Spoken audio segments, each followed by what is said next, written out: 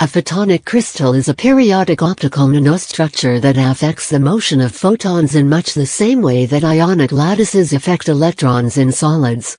Photonic crystals occur in nature in the form of structural coloration, and, in different forms, promise to be useful in a range of applications. In 1887 the English physicist Lord Rayleigh experimented with periodic multi-layered electric stacks, showing they had a photonic band gap in one dimension. Research interest grew with work in 1987 by Yablonowicz and John on periodic optical structures with more than one dimension, now called photonic crystals. Photonic crystals can be fabricated for 1, 2, or 3 dimensions.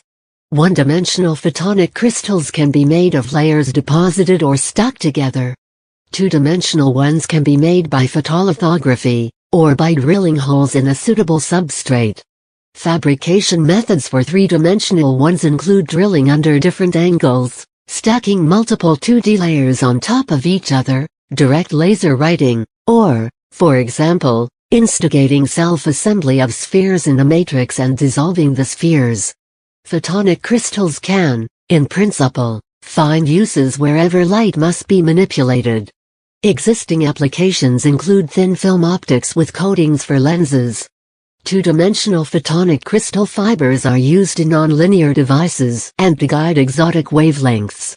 Three-dimensional crystals may one day be used in optical computers.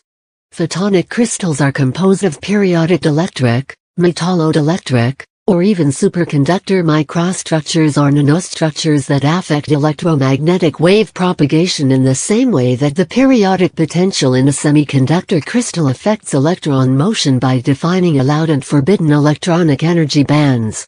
Photonic crystals contain regularly repeating regions of high and low dielectric constant.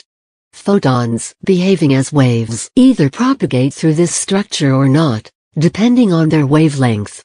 Wavelengths that propagate are called modes, and groups of allowed modes form bands. Disallowed bands of wavelengths are called photonic band gaps. This gives rise to distinct optical phenomena, such as inhibition of spontaneous emission, high reflecting omnidirectional mirrors, and low-loss waveguiding.